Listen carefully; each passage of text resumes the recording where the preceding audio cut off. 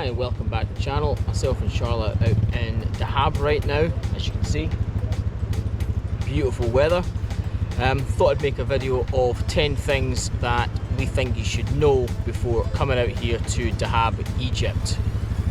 The list is in no particular order, however number 10 is quite important if you're going to come out here. So let's go on with the list. Number 1. Currency is quite important here. The Egyptian pound you can only get when you're actually in Egypt, so you'd have to bring out cash to exchange for the money out here. However, they do accept euros and dollars. There are ATM machines here that you can exchange your money in, so you don't always have to go to the bank. However, I did find that we brought dollars out here, which is fine, but they do understand euros and Egyptian pounds. They seem to deal with things much better with that. So it's up to yourself, but euros might be your better choice. So number 2, stay in Dahab itself. We are in an all-inclusive resort just outside of town. It's quite far out. There is transport to and from, but it tends to be in the evening times. The taxi cost the hotel's quoting us is 400 Egyptian pounds there and 400 back, where the actual cost is about 150 there and 150 back. So next time we're going to be staying in the town, I would highly recommend that. Really nice town, a lot of hotels down there, and you've got access to everything once you're down there, rather than being isolated out in a resort. So number 3, food is really cheap in Dahab. You could eat out every night. We're in an all-inclusive, and that was a big mistake for us. We've been down the town a couple of times having dinners and lunches and teas and stuff down there. Really good prices, and the food is amazing. So I would definitely recommend going to the different restaurants, going to the coffee shops, trying out the different bits of food that's here. Trust me, I like my food, and I wouldn't eat anything that's that I don't quite like. And I certainly wouldn't be paying through the roof because I'm Scottish. We're quite fickle with our money, and I would absolutely eat out every day in Dahab if I could. So food, brilliant to have in town. Number 4, people in Dahab are really nice. You do not get hassled as much as you do anywhere else in the world. They will obviously try and get your business, but they're very respectful. If you say no to them, they generally just leave it at that. I've only had to maybe say it twice at the most, but they're very respectful. Even when the kids come around with their little nets to try to sell them, they'll take no for an answer and then move on. That one looks like he's got shorts in his PP hole. Charlotte, who else is filming? So compared to like Italy, Gran Canaria, some other places I've been, you do not have to continually get harassed. They do not follow you all the way down the path. Same with the taxis, they won't continue to harass you all the way down the road until you jump in. So much better place to walk around, check out the shops, much more comfortable environment. So definitely a plus for Dahab. But number 5, diving in Dahab is amazing. There's a lot of great sites. There's actually some really good sites just out behind me, just off the hotel. So really, really good sites.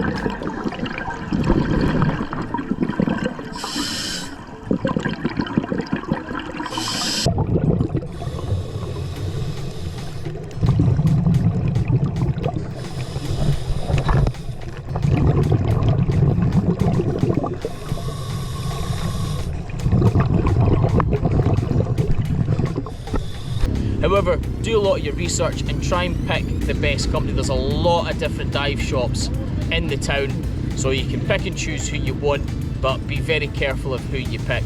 The dive company we went with, I felt they overweighted us far too much.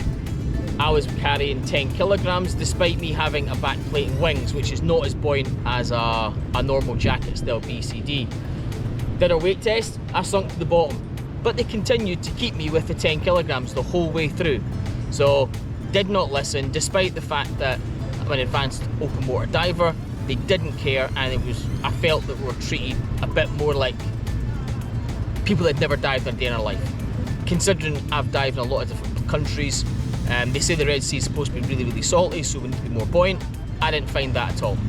Right, I found that 10 kilograms was overkill, and it made me not enjoy the dives as much as I normally would have. So be very careful who you go with, do your research, and if you're not comfortable, go somewhere else. There's plenty of options here. Number 6, there is lots to do in Dahab.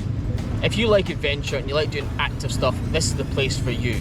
There's lots to do, from going out in quad bikes, camel rides, horse rides. You've got the ocean, you've got your snorkeling, you've got your scuba diving. It's very windy in Dahab as well, so if you like your wind sports, your wind surfing, your kite surfing, all that stuff is here. Perfect. So plan out what you want to do. If you're out here for a week or 2 weeks, plan out exactly what you want to do, and then book it ahead of time before you get here. Number 7, prepare to be flexible, especially if you're diving. The weather can change here, and it's not the fact it's going to downpour from the heavens, the fact that the wind can pick up quite fast and the current can occasionally be quite strong. So if you are coming out here to dive and you've got particular dive sites you want to do, you might not end up being able to do them on the day you want to do them because the tide has changed, the current changed. You might not even be able to do them at all, depending on the time of year you come out. So just be flexible. So there's lots of dive sites, there's lots of things to do. So if the particular thing you want to do you can't do, just jump on something else. If the dive site you want to go to isn't suitable that day, then jump on another. They're all pretty amazing here. Yes, there's particular ones we all want to do, but there's some really good ones as a backup as well. Number 8, if you are planning on scuba diving while you're out here, there are particular times of the year which are better than others. We're out here in end of February into March, and the water was about 21, so we're out in 5mm wetsuits. There's still a lot of life under there, but it's not as much as it would be if you come at the peak months. So I'd highly recommend picking the time of year you want to come and come in those peak months. So the best times to come out here are April, May, September and October. The water temperature's a lot better and you're going to see a lot more of the marine life when you're out here. Also means you don't have to wear a 5mm wetsuit if that's not your thing.